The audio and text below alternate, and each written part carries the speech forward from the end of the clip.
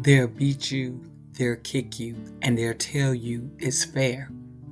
They will ruin your reputation, your credibility, and take your life.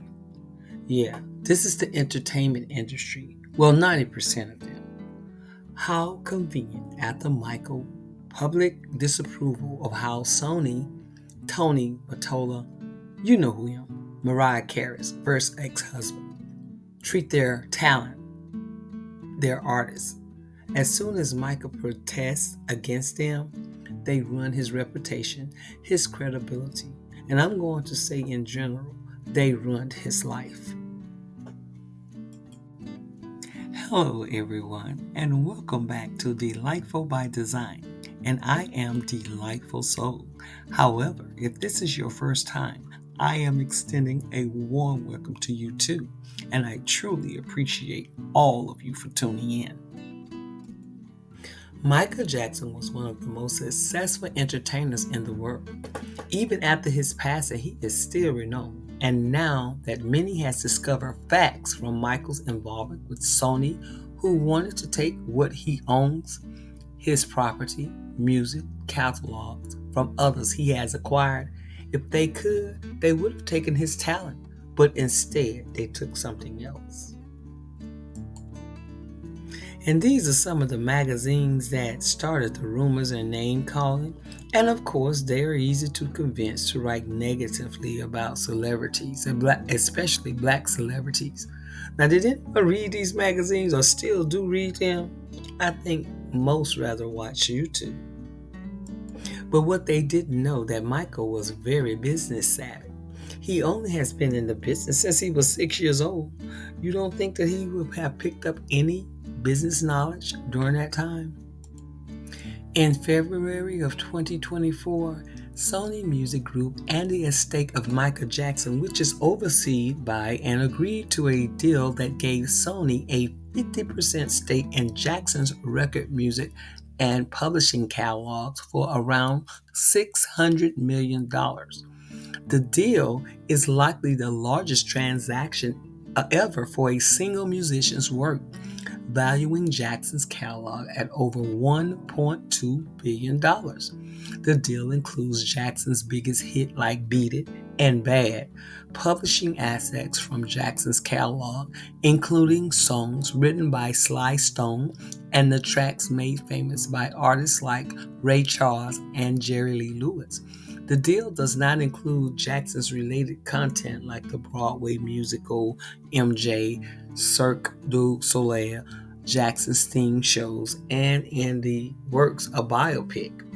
The deal was approved by the California Court of Appeals. This was done on August 21st, 2024. Despite objections from Jackson's mother, Katherine Jackson, the court ruled that the executors of Jackson's estate had broad power of sale and that Jackson intended to allow them to sell an estate assets. Katherine can still appeal the ruling to the California Supreme Court, but her odds of the overturning are very low. And this is what California wanted anyway, to take his property. But anyway, John Branca is one of the executor. He's an attorney who filed Jackson's will in 2009. John McCain, he is an AR executive, and he's one of Michael's executor as well. On June 13th of 2005, Michael Jackson was arrested and taken into custody at the Santa Barbara airport for SAing a 13-year-old boy at his Neverland ranch. And that boy's name was Gavin Aruzio. But there was always one thing that just never added up. The FBI spent hours and hours raiding and flipping through Michael Jackson's home, although to find absolutely nothing. Just through a 10,000-page document from the FBI on top of multiple different accounts of different things happening, Michael Jackson was acquitted on all of his accounts. And now this is where the conspiracy starts. You see, just 3 years prior to Michael Jackson being arrested in 2005, in 2002, he went at the head of Sony Music Group, Tommy Mottola, a man with an estimated net worth of $540 million. One thing that we all know about Michael Jackson is that he is a singing and dancing revolutionary. He changed the game for millions of artists and people worldwide. But the two things that you may not know about Michael Jackson is that he hated touring and he was revolutionary as a businessman in the music industry. Because since Michael Jackson hated touring and he didn't like to tour that much, where else would he make his money? Well, you see, he went 50-50 partners with the Sony Music Group on buying multiple different publishing records. You see, Michael Jackson owned publishing rights to songs made by Elvis Presley, the Beatles, Beyonce, Eminem, Shakira, AC/DC, Jackson 5, and Boyz II Men, just to name a few, giving a rough estimate of that entire catalog being $40 to $50 billion. And the reason why Michael Jackson bought all of those music catalogs is because he believed that labels did anything to make money. So once acquiring every single one of those songs, Michael Jackson wanted to leave Sony, but Sony wouldn't let that happen. Sony and Tommy Mottola obviously hated the fact that they were outsmarted in their own game. So they had to do something about Michael Jackson. And Tommy Mottola is a devil. I'm not supposed to say what I'm going to say right now, but I have to let you in on a secret. Say it. Please don't videotape what I'm going to say, okay? Because the companies take advantage of them. They really do. And Sony,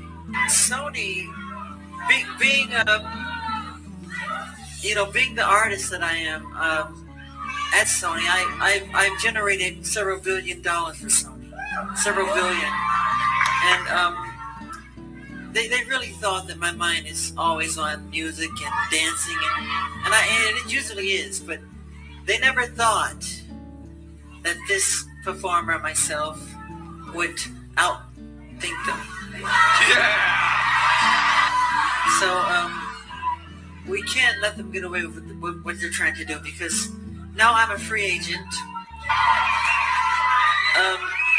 I just owe Sony one more album. It's just a box set, really. It's with 2 new songs, which I've written ages ago.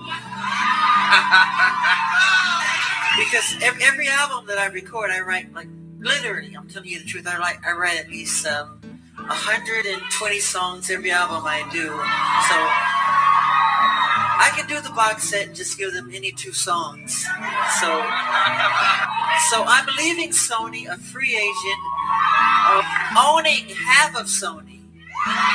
So I own half of Sony's, and I'm leaving them, and they're very angry at me because of it. But I just did good business, you know. Tell him!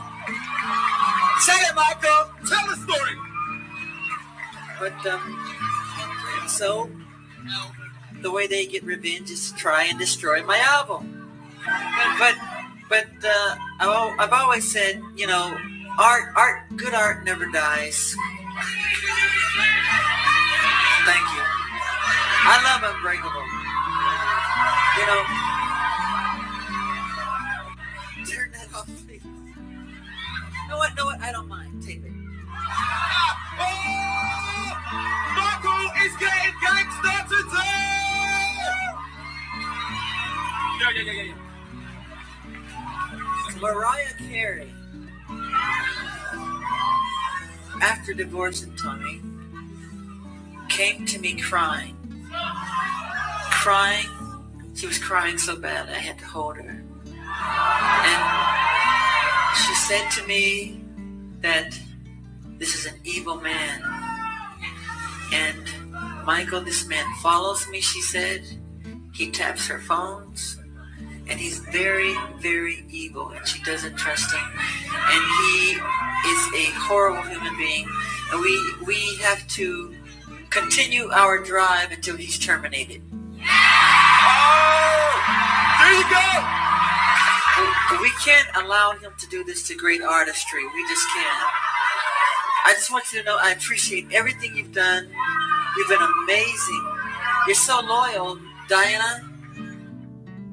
2 years after Michael's passing, in 2011, Conrad Murray, Michael's quote-unquote doctor, he was convicted of involuntary manslaughter in Jackson's death for having inadvertently overdosed him with a powerful surgical anesthetic propofol, which was being improperly used as a bedtime sleep agent. And as a professional, Conrad Murray should have known better. So Michael Jackson used propofol to help him sleep during his 1996 and 1997 His Story World Tour. The anesthesiologist would give Jackson propofol at night to help him sleep and then bring him back up in the morning. After several hours and several drug injections, Jackson was still unable to fall asleep.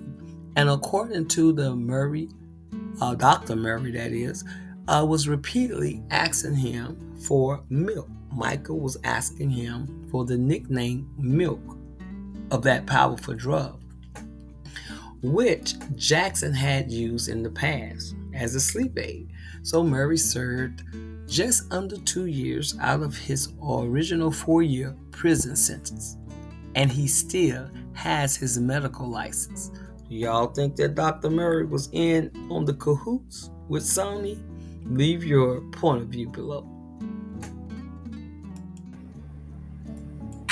Michael Jackson's son, Bijie, aka Blanket, just scored a win in the court battle against his grandmother, Catherine.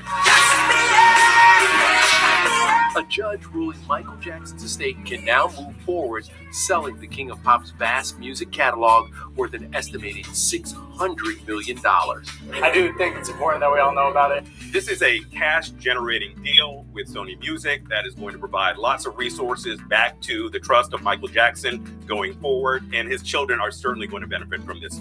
Catherine has already reportedly made $55 million from Michael's estate. Another winner? Who's that? Michael's fans. We can expect new releases of his music.